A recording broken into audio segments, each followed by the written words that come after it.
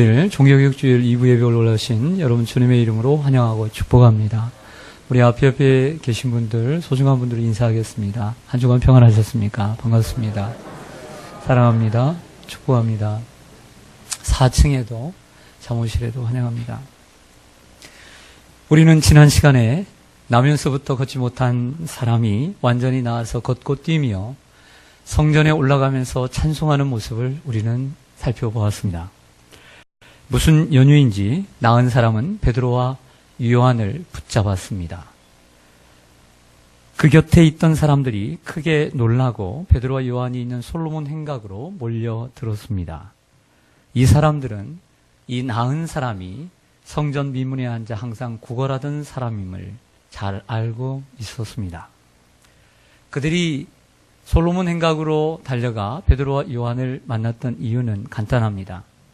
그 사람들이 어떤 사람인지, 그들이 어떤 능력으로 이 사람을 고쳤는지, 혹이라도 그 사람들을 통해서 나에게도 어떤 유익이 있지는 않을까라고 하는 이러한 궁금증 속에서 달려갔던 것입니다. 이에 베드로는 몰려온 사람들에게 이 솔로몬 행각에서 설교를 시작합니다. 이 설교의 내용이 저와 여러분이 오늘 교독한 본문의 내용입니다. 쉽게 얘기해서 오늘 우리가 함께 읽은 본문은 베드로의 두 번째 설교입니다. 베드로의 첫 번째 설교는 사도행전 2장에서 오순절날 성령을 받고서 베드로가 한 첫 번째 설교, 3,000명이 회개하고 돌아온 그 첫 번째 설교였습니다. 그런데 이 베드로의 2장의 첫 번째 설교와 3장의 이 두 번째 설교는 설교의 백미로 손꼽습니다. 이 설교를 가지고 많은 논문이 나오기도 했습니다. 근데 왜 이처럼 위대한 설교가 되었느냐? 그것은 바로 기독교의 메시지가 그 설교 속에 고스란히 담겨져 있기 때문입니다. 아마도 베드로의 설교는 오늘 본문에 이 몇 절 안 되는 이 본문의 설교보다도 훨씬 길었을 것입니다. 요즘 설교를 하면 설교 시간이 한 30분 넘으면 성도들이 시계를 봅니다. 시계를 보고 설교 끝날 때 됐는데 아주 감이 오죠. 감이 옵니다. 그런데 옛날에는 설교 시간이 별도로 있지 않았습니다. 만약 이 본문만을 설교를 했다면 5분, 10분 안에 끝나지 않았을까 이런 생각을 합니다. 이게 설교의 전 본문이 아닙니다. 누가가 본문을 기록하면서 베드로의 설교를 중요한 부분만을 요약해서 기록한 것입니다. 설교 속으로 함께 가보시겠습니다. 오늘 12절을 보시겠습니다. 12절 보시면 베드로가 이것을 보고 백성에게 말하되 이스라엘 사람들아 이 일을 왜 놀랍게 여기느냐 우리 개인의 무엇과 무엇으로 이 사람을 걷게 한 것처럼 왜 우리를 주목하느냐. 16절로 갈까요? 그 이름을 믿음으로, 즉 예수 이름을 믿음으로 그 이름이 너희가 보고 아는 이 사람을 성하게 하였나니 예수로 말미암아 난 믿음이 너희 모든 사람 앞에서 이같이 완전히 낫게 하였느니라. 아멘. 설교의 첫 번째 요지, 먼저는 베드로는 그들의 오해를 풀었습니다. 설교의 첫 번째 목적은 그들의 오해를 푸는 것이었습니다. 이들이 솔로몬 행각으로 베드로와 요한을 쫓아왔던 이유를 알았습니다. 그것은 이들의 개인의 권능과 경건으로 혹이라도 이 사람을 고친 것은 아닐까? 이 사람이 어떻게 나았을까? 이 사람을 고친 이 사람들은 어떤 사람이기에 이런 능력을 행했을까? 이 사람에게 초점을 맞추고 있었던 것이죠. 베드로는 그것을 분명하게 알았습니다. 당시에 이런 사람들이 당시에도 많이 있었습니다. 마술사나 능력 있는 사람들이 다른 사람의 각종 병을 고치고 그러다 사람들이 몰려들고 인기는 하늘 높은 줄 모르고 치솟고 명성을 날렸습니다. 그 명성과 함께 따라오는 것은 돈이었습니다. 그러다 보니 사람들이 그것을 즐기기 시작하는 것입니다. 그런데 이러한 모습들이 바로 교회 안에도 들어왔습니다. 하나님께 기도하여 몰려드는 사람들을 위해서 안수를 하고 아픈 곳에 손을 얹고 기도를 합니다. 그러면 그 사람들이 나았습니다. 그러자 수많은 사람들이 몰려들기 시작했습니다. 그리고 그 종들을, 목사님을, 그 장로님을, 그 주의 종들을 칭송하기 시작합니다. 더불어 사람들이 선물을 싸가지고 들어와서 혹은 돈을 가지고 와서 자기 그 고치지 못하는 세상의 의술로 고치지 못하는 병을 고치기 위해서, 조금이라도 그 사람의 눈에 들기 위해서, 기도라도 한 번 더 받기 위해서 선물을 싸가지고, 그리고 돈을 들고 오는 사람이 어찌 없겠습니까? 그리고 그렇게 돈을 가지고 오는 사람들 이해가 갑니다. 왜? 세상에서 그 많은 돈 아니라 더 많은 돈도 가지고 가더라도 고치지 못하는 병인데 혹이라도 이 사람에게 기도를 받으면 낫지 않을까? 그 사람들의 마음을 여러분들 이해하지 못하겠습니까? 충분히 이해하고도 남는 거죠. 그럼에도 불구하고 분명 하나님의 능력과 권능으로 치료했음에도 불구하고 사람들은 자신의 권능과 능력으로 치료한 것처럼 포장한다는 것입니다. 분명히 하나님께 기도해서 자기의 능력이 아니라 하나님의 능력이 임해서 하나님이 치료해 주신 것인데 사람들이 자기를 칭송하니까 또 사람들에게 명성을 날리고 인기를 얻게 되니까 또 부귀와 영화가 또 물질이 따라오니까 그것을 즐기는 사람들이 생기게 되었던 것이죠. 그러나 여러분, 베드로는 그럴 생각이 전혀 없었다는 것입니다. 모든 오해를 사라지게 했습니다. 모든 오해를 없앴습니다. 우리가 능력이 있어서 이것을 고친 게 아니다. 여러분, 분명히 해야 될 줄로 믿습니다. 우리가 신앙생활하면서 하나님께서 도우셔서 또 예수님의 이름으로 병을 고쳤는데 혹이라도 내 능력으로 내 믿음으로 고쳤다라고 착각해서는 안 될 줄로 믿습니다. 사랑하는 성도 여러분, 사도행전 14장에 가보면 우리가 이제 후에 살펴보겠지만 바울과 바나바가 제1차 선교행을 소아시아, 터키 지방으로 가게 됩니다. 네, 루스라라고 하는 곳에 갔는데 똑같아요. 루스라에서 똑같이 나면서부터 한 번도 걸어보지 못한 사람을 만나게 돼요. 거기서 베드로와 바울이 보니까 그 사람에게 구원받을 만한 믿음이 있음을 보았어요. 그 사람의 마음속에 구원받을 만한 믿음이 있어요. 그래서 베드로가 일어나 걸으라! 큰 소리로 외쳤다. 그래서 큰 소리로. 그러자 한 번도 걷지 못한 사람이 일어나 걷게 된 줄로 믿습니다. 근데 이 루스라고 하는 땅에는 제우스 신을 섬기는 신당이 있었습니다. 그자 사람들이 이 바나바는 키가 크고 호대가 좋아요. 인물이 좋아요. 그래서 바로 제우스다. 스스다.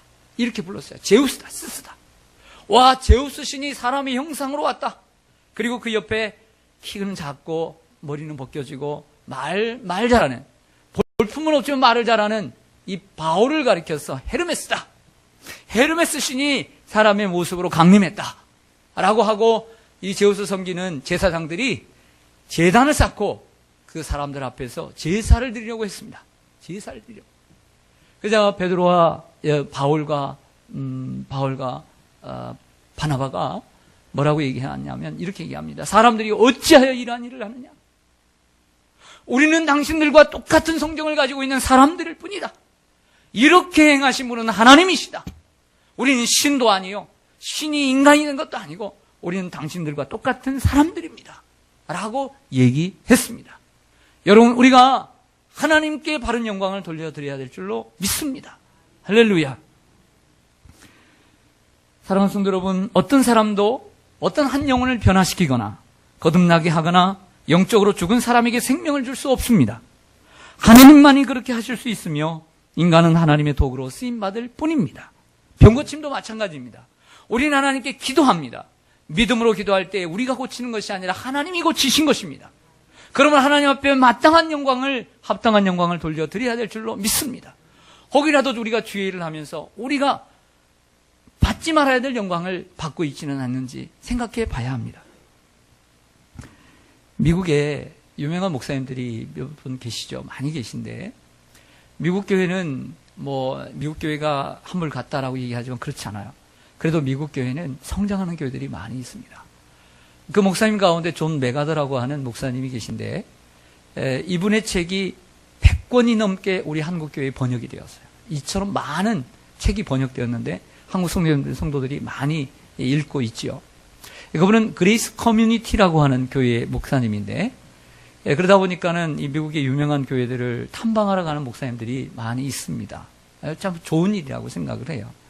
그래서 한번 갔는데 가서는 마침 이 존 메가더 목사님이 교회에 계셔서 면담을 할 수 있는 기회가 있었다고 합니다. 그래서 한 분의 목사님이 이렇게 물었다고 해요. 목사님, 지금까지 목회를 하시면서 성공했다라고 생각하는 것은 무엇이며 실패했다고 생각하는 것은 무엇입니까?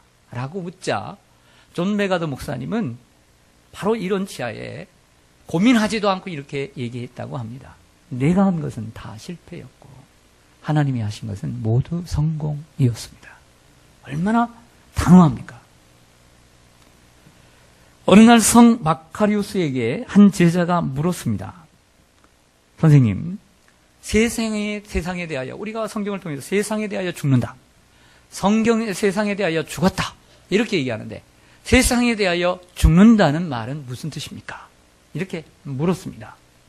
그러자 이 성 마카리우스는 그 제자에게 그냥 말로 설명하지 않고 실질적인 교육을 시키기를 원했습니다. 그래서 오늘 밤 저 뒤에 있는 공동 묘지로 올라가서 그 묘지들 앞에서 그들에게 이 나쁜 놈들아, 이 유선자들아, 이 거짓말쟁이들아, 이 도둑놈들아, 이 부자놈들아, 이 천하고 고약한 놈들아 라고 하면서 뭐 욕이란 욕은 다 하고 오라는 것이었습니다. 그래서 이 제자는 그 욕이란 욕은 다 하고 비난을 쏟아내고 돌아왔습니다. 제자는 스승이 시키는 대로 하고 돌아오자 그리고 물었습니다. 스승이 어떠하더냐? 그래서 제자가 대답합니다. 뭐라고 대답했을까요? 아무 반응도 없던데요. 아무 반응도 없던데요. 그러더냐? 그러면 내일 아침 일어나서 다시 올라가거라. 다시 무덤에 올라가서 이번에는 그 사람들에게 네가 할 수 있는 모든 칭찬을 다 해라. 오, 훌륭하고 위대한 사람들이여. 당신은 정직하며 당신은 경건하며 당신은 위대하며 모든 칭찬을 다 하라고 했습니다. 그래서 제자가 시키는 대로 제자가 올라가서 그 무덤 앞에서 칭찬을 다 했습니다. 그리고 돌아왔습니다. 선생님이 묻습니다. 뭐라고 하더냐? 그랬더니 이번에도 똑같이 아무 반응도 없습니다. 스승은 비로소 말했습니다. 그게 바로 죽었다는 것이다. 그게 바로 죽었다는 것이다. 바울은 내가 그리스도와 함께 십자가에 못 박혔나니 이제 내가 산 것이 아니요 오직 내 안에 그리스도께서 사는 것이다. 이렇게 말했어요. 우리는 이 갈라디아서 2장 20절을 우리는 찬송으로도 많이 하고 성경을 암송하기도 하고 그래 내가 사는 것이 아니고 내 안에 그리스도께서 사는 것이다. 우리는 많이 외치고 고백하지만 정말 우리는 죽었습니까? 정말 우리는 십자가에 못 박혀 죽었습니까? 세상에 대하여 죽었습니까? 우리 자신에게 물어야 할 줄 압니다. 더 죽어야 하지 않겠습니까? 베드로는 사람들이 자기를 지켜 세우고 그리고 이 병든 자를 고치고 일으켜 세운 것이 자기라고들 착각할 때 그 모든 착각을 완전히 없애버렸어요. 내가 하는 것이 아니다. 여러분, 우리가 신앙생활하면서 이러한 자세가 분명히 있어야 될 줄로 믿습니다. 다음으로 베드로는 이 사람을 고치신 분이 내가 아니요, 여기 있는 우리가 아니요, 바로 예수 그리스도 그분이다 라고 하면서 자연스럽게 예수 그리스도를 소개한 줄로 믿습니다. 얼마나 자연스럽습니까? 그렇지 않습니까? 얼마나 자연스러워요. 내가 고친 것이 아니다. 이분을 고친 것은 예수 그리스도 그분인데 하면서 그분을 소개해 나가는 거예요. 얼마나 자연스러워요. 쉽게 얘기하면 여러분들이 과거에 병이 들었습니다. 아니면 IMF를 맞아서 고난을 당했습니다. 그런데 그 일을 이야기를 하면서 그런데 내 병을 고치고 내 삶의 문제를 이처럼 해결해 주신 분이 바로 예수 그리스도이십니다. 예수 그리스도는 이런 분이십니다. 자연스럽잖아요. 이건 남만 할 수 있는 것이 아니라 여러분도 충분히 다 할 수 있는 일인 줄로 믿습니다. 내 자녀를 이렇게 키웠지만 내가 키운 것이 아닙니다. 훌륭한 자녀를 하나님이 주셨다면, 훌륭하게 자녀를 키워주셨다면 그 자녀를 통해서 복음을 전하는 통로로 사용해야 합니다. 할렐루야. 복음을 전하는 통로가 얼마나 좋습니까? 그래서 내가 복음을 전할 수 있는 통로가 없다, 자랑할 것이 없다. 하나님, 내가 복음을 전할 수 있는, 자랑할 수 있는 거리를 주시옵소서. 기도해야 될 줄 믿습니다. 그래서 자녀가 있으면 자녀를 자랑하고 그 자녀를 통해서 이 자녀를 이렇게 만드신 분이 하나님이시다, 예수 그리스도이시다, 예수 그리스도는 이런 분이십니다. 이것이 바로 전도라고 하는 것이죠. 전도입니다. 베드로는 망설임 없이 나면서부터 걷지 못한 이 사람을 고친 분이 예수 그리스도라고 소개합니다. 베드로는 모든 기회를 예수님을 전하는 기회로 삼았습니다. 그는 복음을 전하는 준비를 완벽하게 하고 있었습니다. 준비된 복음 전도자였습니다. 거침이 없었습니다. 고민하지 않았습니다. 여러분, 우리는 때를 얻든지 못 얻든지 복음을 전파해야 합니다. 항상 예수를 자랑하고 전하는 것이 몸에 배어 있어야 될 줄로 믿습니다. 이것이 바로 성령 충만한 사람입니다. 할렐루야. 성령 충만하면 어떤 일이 있어도 예수, 누가 찔러도 예수, 어떤 일이 있어도 예수. 항상 성령 충만한 베드로, 성령 충만한 바울은 아그리빠 왕 앞에서도 죽음의 문턱에서도 예수, 예수. 예수님도 마지막 십자가에서도 오른편 강도에게 오직 낙원에 이르는 길을 가르쳐 주신 줄로 믿습니다. 항상 성령 충만하여 항상 예수를 자랑하는 우리 시온산교회 교우들이 되기를 간절히 소망합니다. 베드로가 전한 예수님, 제가 요약해서 말씀을 드리겠습니다. 베드로가 전한 예수님, 첫째, 하나님의 아들이십니다. 따라서 하겠습니다. 하나님의 아들. 13절을 좀 보실까요? 13절 보시면 아브라함과 이삭과 야곱의 하나님, 곧 우리 조상의 하나님이 그의 누구를? 종 예수를 영화롭게 하셨다라고 했습니다. 종이라고 했죠? 26절로 가볼까요? 26절에 보면 하나님이 그 누구를 세워 종을 세워 복 주시려고 너희에게 먼저 보내사 너희로 하여금 돌이켜 각각 그 악함을 버리게 하셨느니라 했습니다. 그 종이라고 하는 곳에 각주가 써 있죠? 그 각주 아래에는 뭐라고 써 있습니까? 소자라고 써 있죠? 작은 자라고 되어 있습니다. 저를 보시죠. 우리 성경은 예수 그리스도를 하나님의 종 예수다 이렇게 써 있습니다. 많은 영어 성경 가운데 가장 권위 있는 킹 제임스 버전, 미국의 교회가 수십 개의 영어 성경을 읽는데 보는데 미국의 교회에서 제일 많이 선택하는 성경은 킹 제임스 버전입니다. 킹 제임스 버전만을 하나님의 고유한 성경으로 보는 말씀 보존학회는 이단입니다. 하지만 여러 성경 가운데 그래도 권위 있는 성경으로 킹 제임스 성경을 보는 것은 틀리다고 생각지 않습니다. 그 성경을 보니까 서번트, 종이라고 번역하지 않고 son, 하나님의 아들 예수 그리스도 이렇게 번역이 되어 있습니다. 예수님은 하나님의 아들로서 사람을 구원하시려고 이 땅에 오셨습니다. 베드로가 전한 예수는 그분은 하나님의 아들이시다. 하나님의 종으로서 이 땅에 오셨다라고 말씀해 주고 있습니다. 두 번째로 베드로가 전한 예수는 생명의 주이십니다. 15절을 보시겠습니다. 같이 읽겠습니다. 15절 시작. 생명의 주를 죽였도다. 그러나 하나님이 죽은 자 가운데서 그를 살리셨으니 우리가 이 일의 증인이라. 아멘. 생명의 주를 죽였도다. 왜 예수님이 생명의 주이십니까? 예수님은 길이요 진리요 생명이십니다. 우리가 그분을 통해서 하나님께 갈 수 있는 것이죠. 예수님은 부활이요 생명입니다. 빠지지 않는 단어가 생명입니다. 왜 생명의 주이십니까? 그분은 생명의 원천이시며 생명의 근본이시며 그리고 생명을 주시러 이 땅에 오셨기 때문입니다. 그렇게 생명을 주러 오신 예수 그리스도를 죽였습니다. 누가? 우리가. 빌라도는 예수를 살리려고 했지만 그 말을 듣지 않고 살인자인 바라바를 살렸습니다. 그러기 대신 예수를 죽였습니다. 생명의 주이십니다. 그분이 죽음으로 인간의 죄를 용서해 주셨습니다. 세 번째로 베드로가 전한 예수는 부활의 주이십니다. 따라하겠습니다. 부활의 주. 우리가 금방 읽었던 15절에 오면 생명의 주를 죽였도다. 그러나 하나님이 죽은 자 가운데서 그를 살리셨으니 우리가 이 일의 증인이라. 할렐루야. 바울이 베드로가 전한 예수는 예수님은 생명의 주일 뿐만 아니라 우리가 죽였지만 하나님이 그를 일으켜 세워주셨다. 부활의 주가 되셨다. 그리고 우리는 부활의 증인이 되었다. 라고 말하고 있습니다. 하나님은 죽은 예수님을 다시 살리신 줄로 믿습니다. 다시 살리셨습니다. 다시 살리셨으면 예수님이 살았습니까? 죽었습니까? 다시요. 예수님이 죽으셨습니다. 근데 하나님이 죽은 예수님을 살리셨습니다. 그럼 예수님이 살았습니까? 죽었습니까? 살았죠. 살아계시니까 살아계신 예수 그리스도께서 그 병든 자를 고치신 것이죠. 할렐루야. 그 얘기를 하고 있는 것입니다. 예수님은 죽은 것이 아니라 살아계시기 때문에 살아계신 그 예수님이 오늘 한 번도 걷지 못한 이 사람을 일으켜 세운 것이다 말하고 있는 것이죠. 이런 설득력을 가지고 있었던 것입니다. 베드로가 전한 예수님은 넷째 재림의 주이십니다. 20절을 보실까요?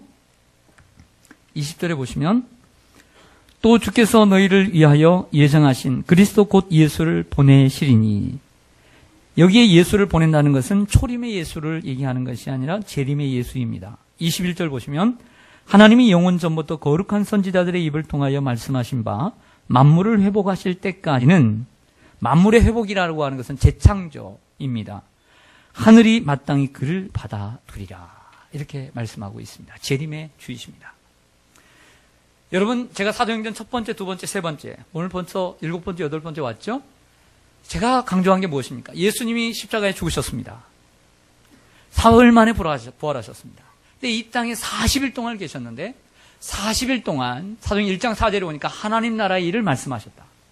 하나님 나라의 일은 무엇이냐? 두 구절로 요약이 된다고 그랬죠. 마태복음 28장 20절에 너희는 모든 민족으로 가서 제자를 삼아 아버지와 아들과 성령으로 세례를 베풀라. 제자 삼으라는 거예요. 사도행전 1장 8절에 오직 성령이 너희에게 임하시면 너희가 권능을 받고 땅끝까지 내 증인이 되리라. 이 말씀을 하시려고 기다리셨던 거죠. 그러니까 이 말씀을 하시고 이 일을 다 마치신 분에 하늘로 승천하셨습니다. 하나님 보좌 우편에 앉아 계시다가 지금도 우리 성도들을 위해서 기도하고 계신 줄로 믿습니다. 그리고 마지막 만물을 회복할 때까지 계시는데, 만물이 회복할 때까지를 오늘 베드로는 아주 멋있는 표현합니다. 하늘이 마땅히 그를 받아두리라. 예수님이 재림하실 때까지 하늘이 마땅히 그를 받아두리라 라고 하는 멋진 표현을 쓰고 있는 것이죠. 사랑하는 성도 여러분, 재림의 예수님께서 오셔서 심판할 것이고 양과 염소를 심판할 것이고 천국과 지옥으로 인도하실 뿐만 아니라 영원한 하나님의 나라를 우리에게 주실 것입니다. 이것이 복음입니다. 이것이 복음.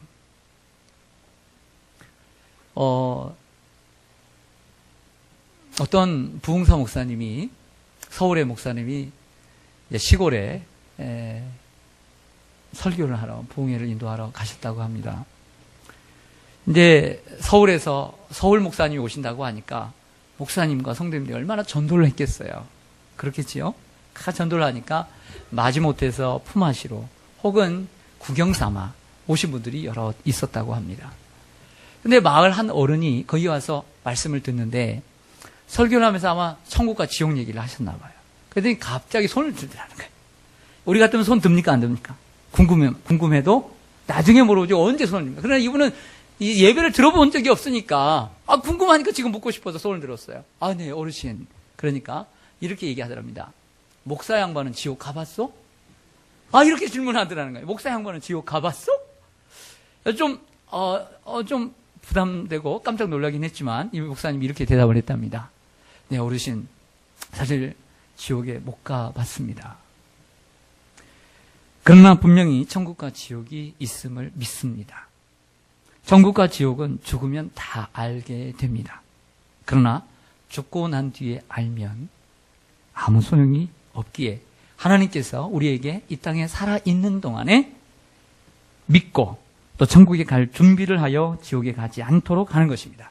어르신도 그 하나님 믿고 그리고 천국 갈 준비를 하시기를 바랍니다. 이렇게 대답을 했다고 그래요. 그랬더니 이 어르신이 끝까지 말씀을, 설교를 잘 들었다는 것입니다. 혹시 여러분들 가족 가운데 혹은 형제나 사촌 가운데 혹은 여러분들의 자녀 가운데 좀 사자 돌림이 있습니까? 사자 돌림. 세상에 좀 내놓을 만한 이런 명예가 있고 좀 사람들이 참 부러워할 만한 그런 자리에 있는 사람이 있으면 든든합니까? 안 든든합니까? 별로 안 든든합니까? 싫습니까? 판사, 변호사, 검사, 의사, 목사. 네, 저도 사네. 그리고 대그룹의 직장을 가지고 있는 직원들, 고액 연봉을 받는 분이 있으면, 혹시 여러분들 그 자녀들이 있으면 좋습니까? 안 좋습니까? 좋지요. 상견례라도 가면 우리 사촌이 말이야. 내 형제가 말이야. 나는 별로 잘난 거 없지만 내 형제가 의사라고. 아니, 뭐라고? 자랑할 거야, 안 할 거예요? 하죠. 왜냐하면 꿀리면 안 되니까. 도움을 받든 안 받든 그런 사람이 우리의 가족이나 이웃에 가까운 친척이 있다면 얼마나 든든합니까? 우리 김재원 목사님 남동생이 하나 있는데, 남동생이 육사 출신입니다. 육사 출신인데, 육사 장교예요. 육사 출신 장교인데, 장교들을 가르치는 장교예요. 그런데 재수 씨도 장교입니다. 비웃어요? 근데 그 말을 할 때 보니까 아주 자랑스러워하는 것 같아요. 동생을 자랑스러워하는 것 같아요. 동생을. 실제 있었던 얘기입니다. 어떤 목사님에게 동생 의사가 있었습니다. 동생 의사가 있는데 아주 잘 나가요. 사업이 잘 돼요. 그래서 큰 도움은 받지는 않지만 그래도 든든한 거예요. 난 목회를 하고 있으니까 그래도 내 동생이 내 부모님 잘 섬길 수 있겠구나. 든든했어요. 하루는 찾아와서 믿음을 가지고 있는데 갑자기 자기가 모든 걸 다 정리하고 선교사로 나가겠다는 거예요. 그 말을 딱 듣는 순간 이 목사님이 허전하더래요. 이제는 도움을 내가 받는 입장이 아니라 뭔가 도움을 줘야 된다는 생각이 들더라고요. 서운하더라고요.